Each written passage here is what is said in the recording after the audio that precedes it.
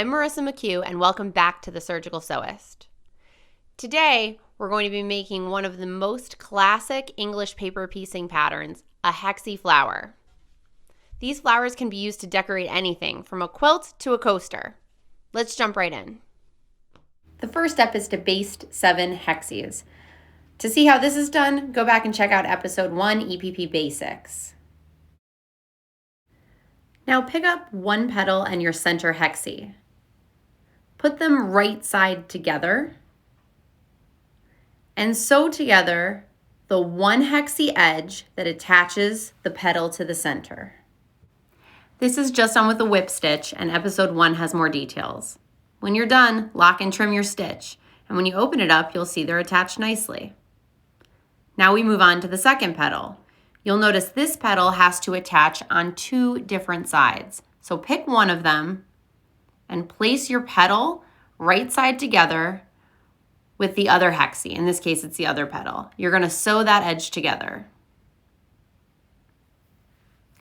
Now, when you get to the corner where the 2 hexies are already attached, you want to make sure to keep taking stitches all the way until you get to the seam. In this case, it's the seam of the yellow and the orange hexies. If you just immediately skip to the other side here, you're going to have a hole. So you could see here that I take stitches all the way until I get to that seam. And I like to take a locking stitch here to make sure that everything stays nice and tight. Now when you open it up, you can see that the blue hexie is also attached on one side. To attach it on the other side, just fold it over so it's right side together with the orange hexie and line up the edge that attaches the 2 hexies. You'll notice this is not perfect. That's okay. To do it, it's sometimes easier to fold the other papers, and in this case, that's true. All that needs to be lined up is this edge that you're sewing. Nothing else has to be perfect. So whip stitch this edge together.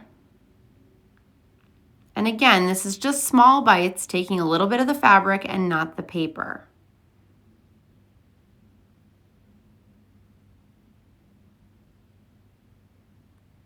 When you're done, lock and trim your stitch. You'll notice these edges do not line up together perfectly.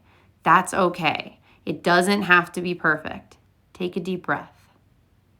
Do the best you can, make it work, and lock it. Now you have 2 petals attached to the center. I will show you one more. So you take your blue petal here and put it right side together with the hexie that you are going to attach it to first. You'll see here that these edges are not perfect. That's all right. We're going to make it work. It's going to look great. So these are right side together, and we're only whip stitching together the edge that attaches the 2 hexies. Again, we're going to start right at the edge so that there's not a hole between our 2 lines here. And this is just whip stitching, small bites. Don't take the paper, because you're going to take the paper out later, so you don't want to take a bite of it.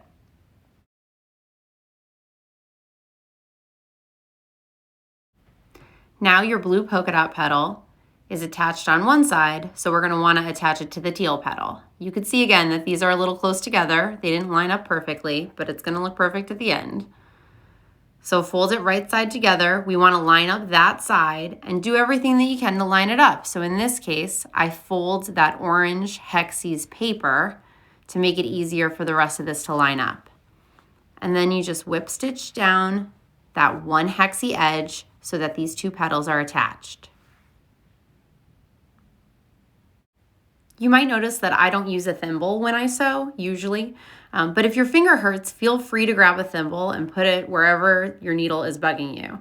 Coban, the thin stuff they use for IVs, is another great option. Some people wrap their fingers in it, and it's great.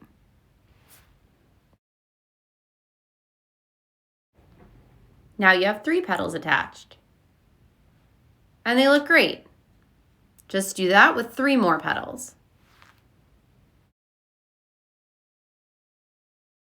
Now that you know how to make a hexie flower, the possibilities for other projects open up. You could use these flowers to decorate things like tote bags or clothing, or you could put many of these hexie flowers together and make a whole quilt. It's really a skill that you could keep using over multiple projects, and that's why it's so popular. In future episodes, we'll talk about making the hexie flower you just made into a coaster so that you have a finished project to show off.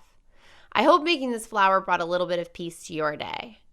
Please subscribe so that you get updates on new episodes as they come out, and let me know if there's anything specific that you'd like to see a quick, easy tutorial for. Thanks for watching The Surgical Sewist. I'll see you next time.